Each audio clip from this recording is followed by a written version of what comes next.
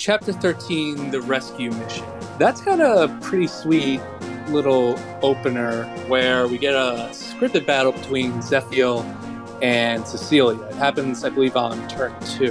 Yes, you're right. I the first time I ever saw that, I actually thought it was pretty dope because until that point you don't have Cecilia, if I'm not mistaken.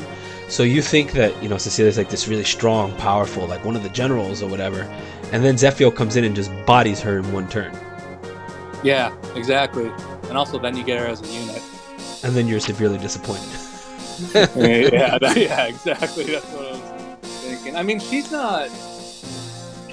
I'm using her right now. She's actually pretty decent. She's got good rank. She has a good rank in Animo Magic. She starts with an Air Caliber, a C rank in Stats, which I'm still working on getting to a B. I feel like by the time you get her, you already have other magic units that are way more powerful, or Clarine herself, is just like way better than her. So I've never found utility for her. And to be honest, when I compare her to Pent, there's like a lot to be desired. Like, you know what I mean? Like, the generations has gone by and they have not been nice to the next mage general because he is so much better than she is. Yeah, I mean, FE7 generally gives you way more powerful pre-pro modes than FE6. Pent is obviously insane. He can take you to endgame. Cecilia, you got a point. She does leave a lot to be desired. But if you've lost almost every other magic user, then she's an option. She can use Physic off the bat, no? Or is Physic B? Physic is B. I learned that the hard way when Lilina died. Oh man, that's so sad. So sad. Rip Lilina. I'm still trying to deal with that. I'm sad. You're still grieving? Yeah, but luckily now Roy has a chance to marry his teacher because she's one of the romance options in FE6. I've never done an ending besides Roy Lilina, so I have no idea what the other ones are even, to be honest with you. But I'm curious to see when you complete your run. So after Zephiel bodies Cecilia, one of the best things in the game happens, like right after that. Can you take a guess what it is? Milady, what many consider to be the best unit in the game, joins your party. You are absolutely right. Milady, which is an absolute beast of a unit, finally joins your party. She has an astonishing base stat, like on hard mode. It's ridiculous. She is so powerful. She is close to capping strength right off the bat. I honestly don't. I think they threw balancing out of the window when they thought about Milady. I think she might have been an accident. Honestly, I find Milady hilarious because of her circumstances. So, those who have hard mode bonuses in Binding Blade are reinforcements, but Milady is technically a reinforcement, but all she does is go through a scripted cutscene where she automatically flies across the map to Roy to recruit herself, but because she's a red unit, an enemy unit, she gets hard mode bonuses. So it's like, I don't know if she was on purpose. I think I'm going to agree with you there. I think there's more credence to that theory because Ray, he's a red unit, so he's basically an enemy, but he doesn't have hard mode bonuses. And I think it's because of the way that he starts the chapter off, or because he doesn't come as a reinforcement or something like that. The hard mode bonuses, they're weird. I think it's the same thing with Percival, where he starts on the map of chapter 13 as an enemy unit, but if you wait till chapter 15, when he comes back as a reinforcement, his stats are just through the roof. He's just nuts if you get him on chapter 15.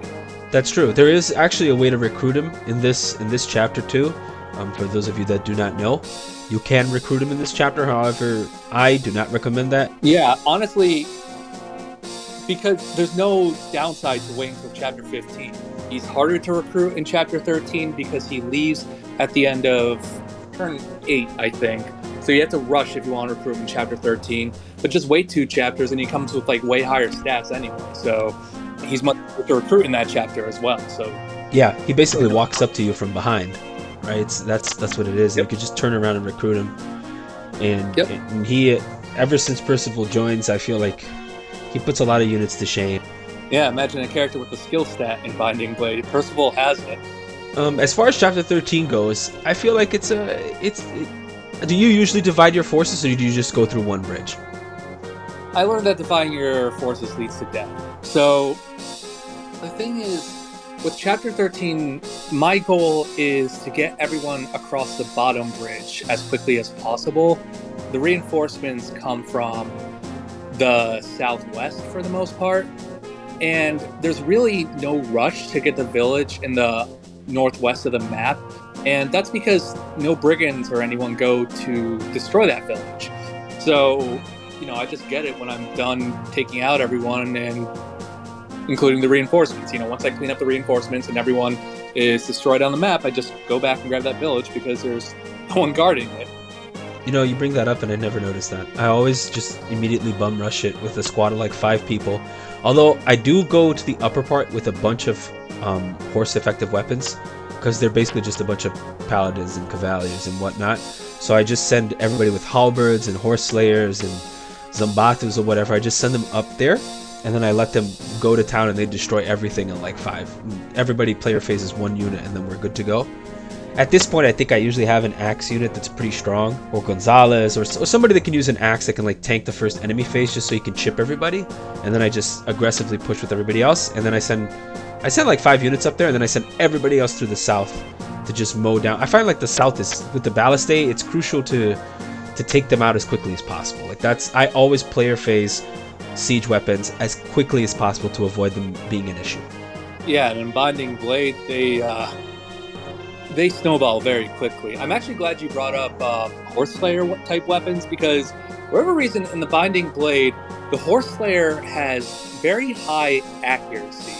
Like, I would use it over an Iron Lance to guarantee a hit. I don't know the exact stats offhand, but the Horse Slayer hits very, very frequently. Like, with an Iron Lance, I might have a hit rate in the 70s. With the Horse Slayer, it's like 85 all of a sudden. I think it's a very useful weapon. I used to not care about them at all, and then, especially now, like I've been playing Radiant Dawn. I don't know if you've seen my runs, but like Micaiah one-shots everything with Nani.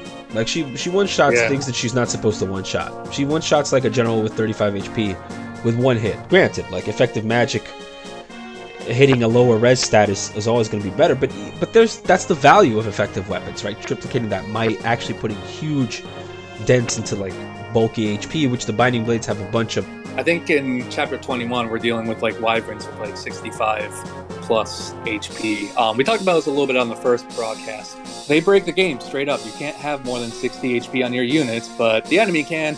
The boss of this chapter is Flare, right? Which is some random dude that Narcian just left there.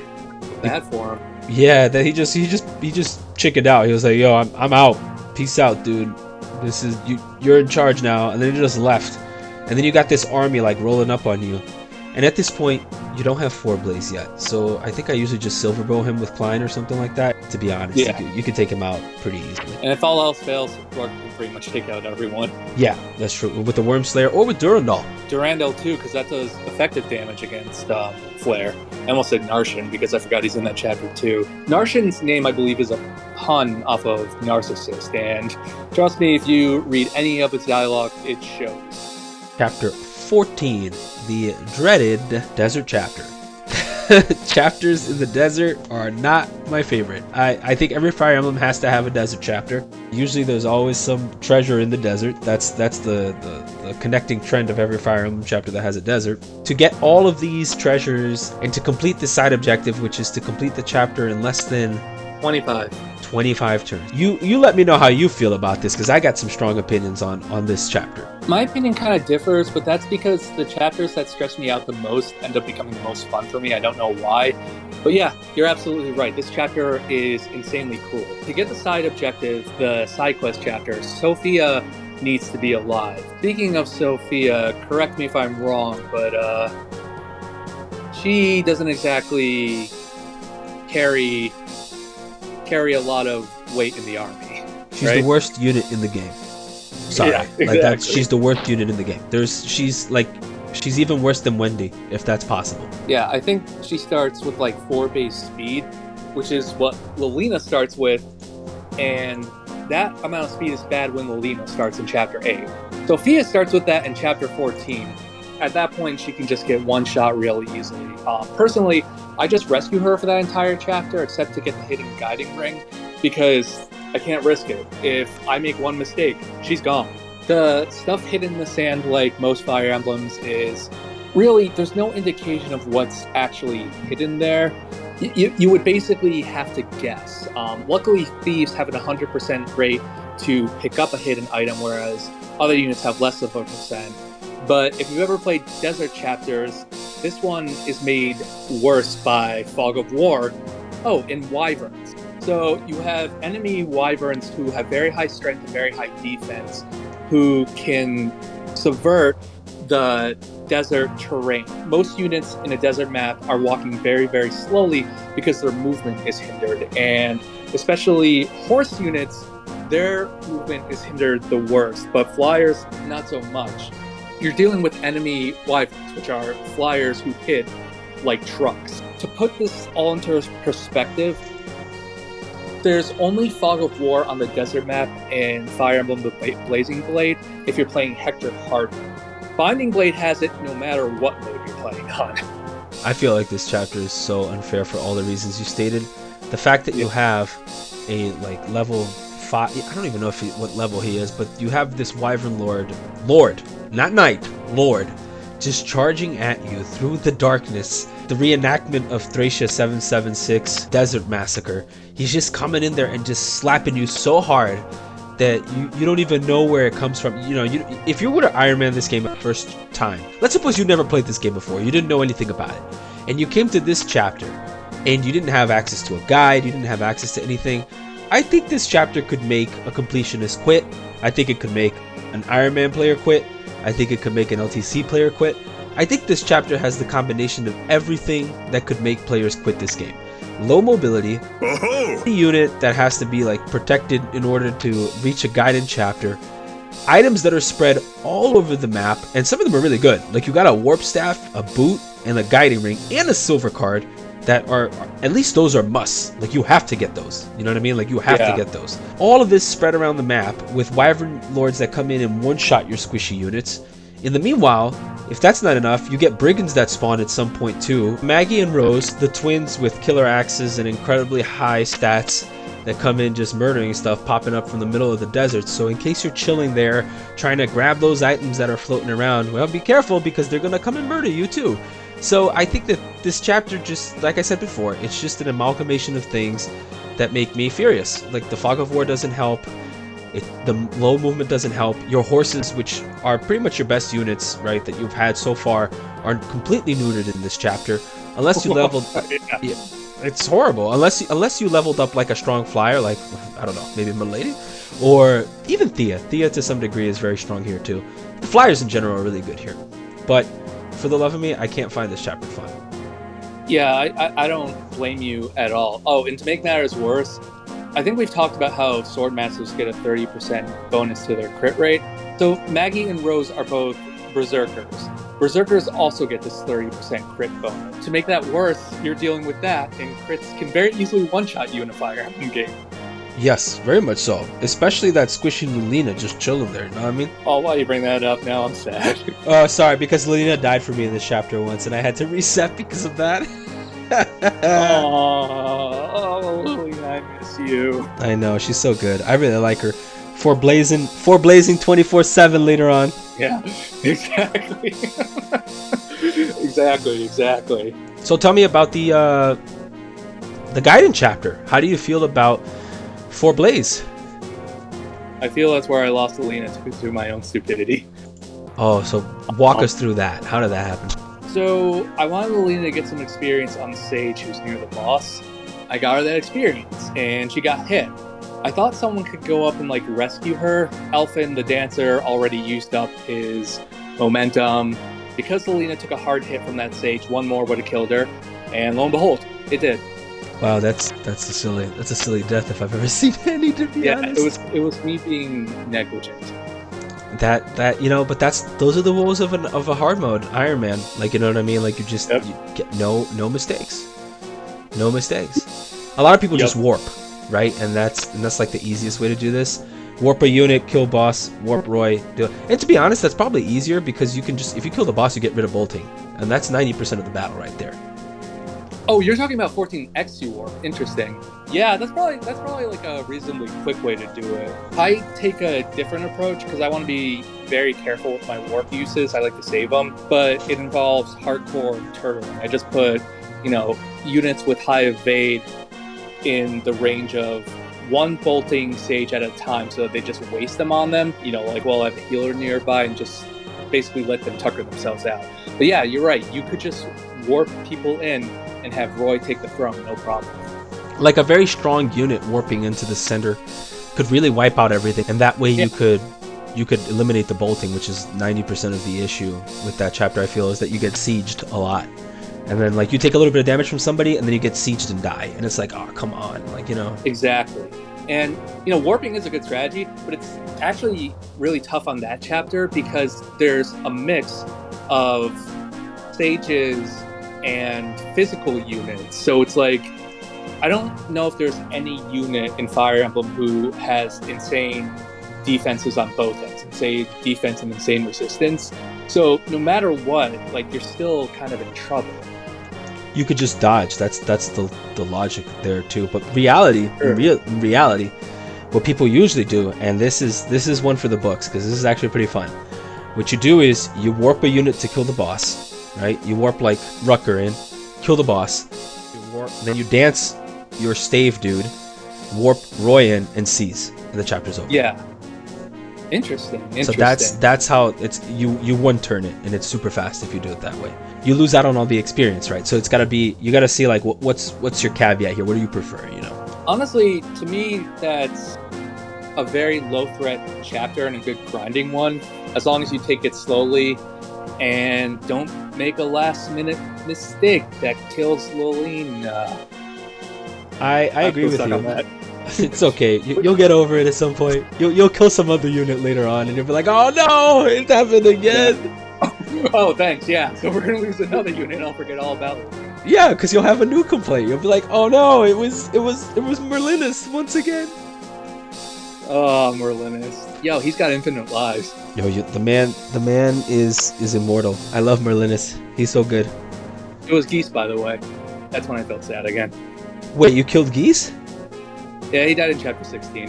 He feels like he was supposed to have like his own sprite or something like that. I feel like a Berserker sprite that looked just like him with like the open shirt and the long flowing purple hair would be awesome. Kind of like what Hawkeye has going on for him. Like he has his own thing. Yeah, exactly. I feel like Geese should have that. I agree. That would have been really cool, actually. They should have done that. I feel like there's probably fans who have implemented something like that. A mod of some sort. I'd be willing to see that because that looks cool. Gonzalez does have insane base stats though. Yeah, Gonzalez is infinitely better as a unit. We're moving now on to chapter 15. The Dragon Girl, Percival, finally joins. I feel like that title is misleading because the Dragon Girl doesn't come until a chapter later. Although I mostly play this game without looking at the plot, so I didn't know that until my most recent playthrough. You're just like spamming the space button like on that. Exactly, yeah. This chapter also has Green join us. For all intents and purposes, a better Klein, in my opinion. Yeah, her base stats are insane. Yeah, she's really good. And she has B rank in bows. That's like really good. I wish she was still alive and didn't die in that chapter. She died in your chapter too? Yeah. Oh my god. But yeah, so very, very good bow user. You wouldn't think bows are that great in the GBA games, but in Binding Blade, where the stats are just ridiculous, they are really, really helpful with taking out wyverns. Yeah, the effective damage on fully bloated HP units is pretty useful. Oh yeah, definitely. That's why our caliber exists, I believe. Especially against flyers. You also have Garrett in this chapter too, who I think is also a slept-on unit. I think he's a good filler. With Garrett, I actually like to use him for something very specific on chapter 21. Chapter 21, there's just loads and loads of wyvern reinforcements. And what I like to do with Garrett is park him in the middle of the mountain so that he has 40 avoid. He has like an elixir, hand axe, all the good weapons, so that he can distract those wyverns while the main army gets to the goal. Okay, so retaking the capital. So the reason why I really like this is because this chapter feels like you're actually attacking a castle. Like, right, there's siege weapons involved.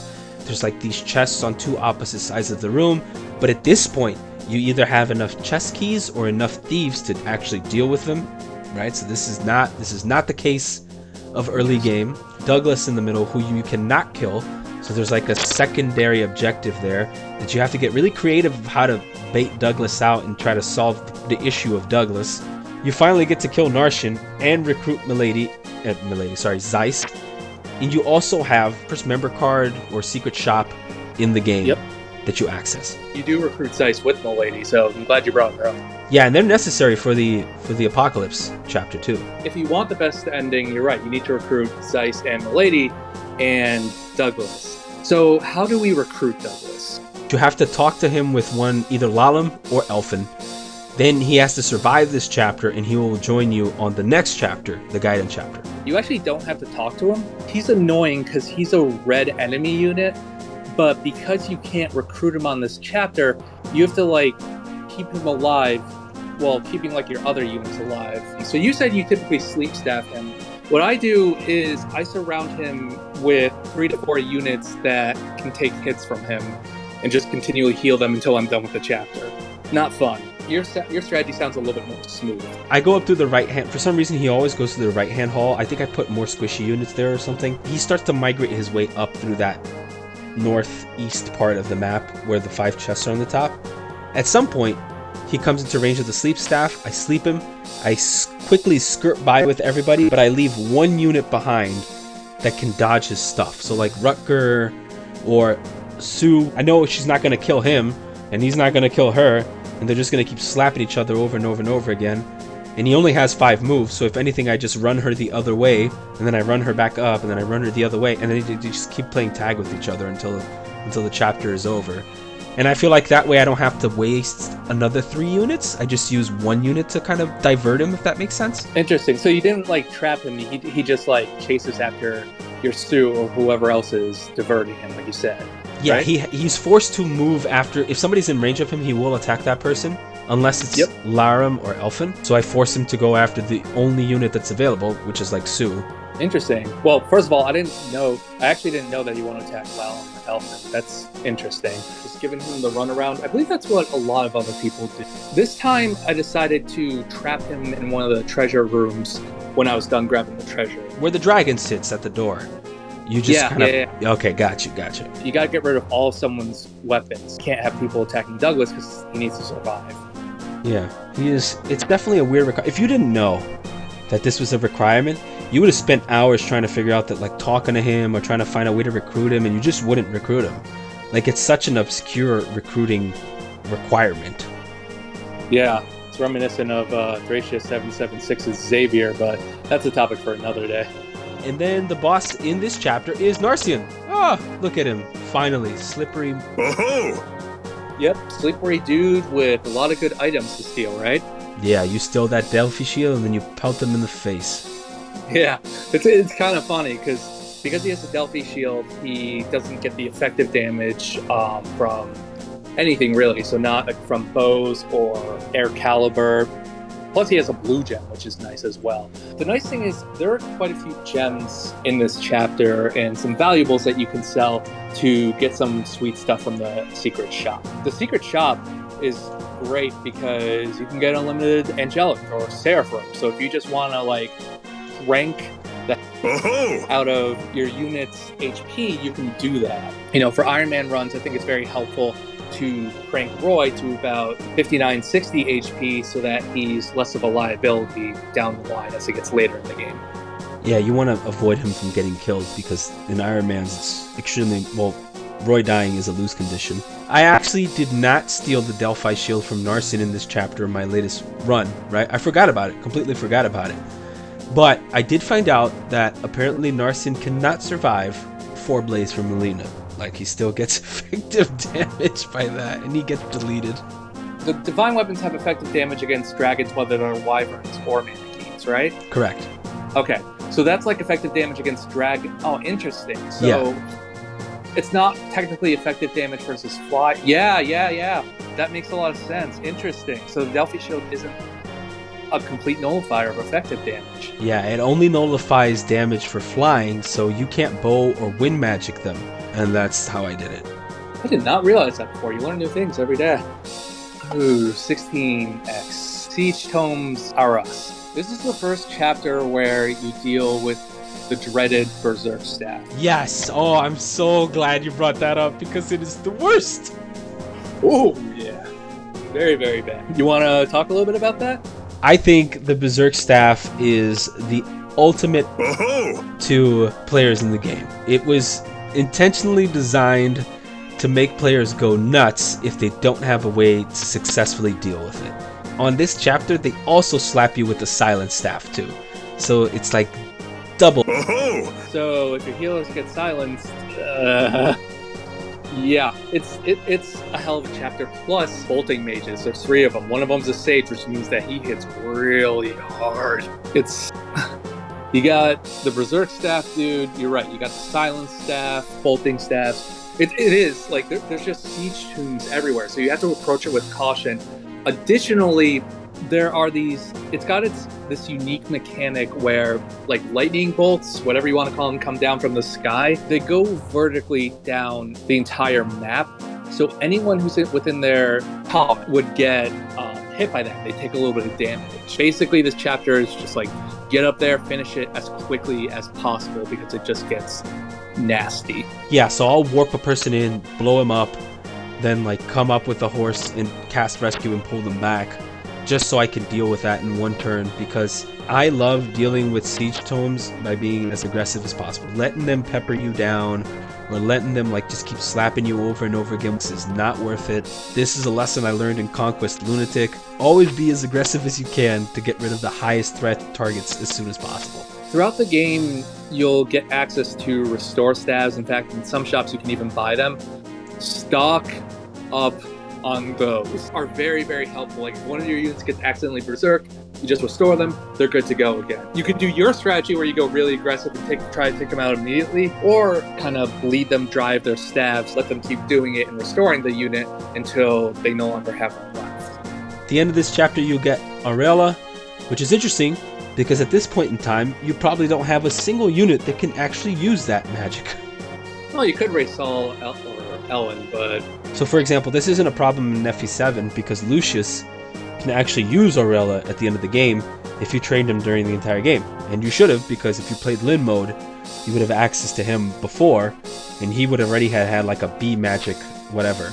So by the time you get Aurelia at the end of the game from Athos, you can actually have Lucius use Aurelia and Athos use Forblaze, and you'd be good to go, because like you have 2 of those magic users that they can definitely use. But in the Binding Blade, there's no monk. Like, you know what I mean? The only access to white magic is actually the healers that you transform into white magic users. It takes too long. I feel like it's just better to just wait for Master Yoda. Master Yoda? Does this name sound like Yoda? It does. I miss the old localization where he's called Yodel. Thank you guys so much for watching. It has truly been a lot of fun to create and put this content out for you all. Send feedback. We'd love to hear from you. If you want to collaborate or join a session, please reach out. Do so in the comments or by contacting us.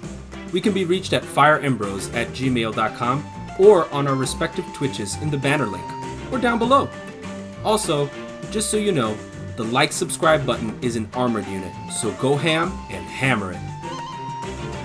Join us next time as we continue to cover the Binding Blade in the next episode of Fire Emblem Critical Hit Review.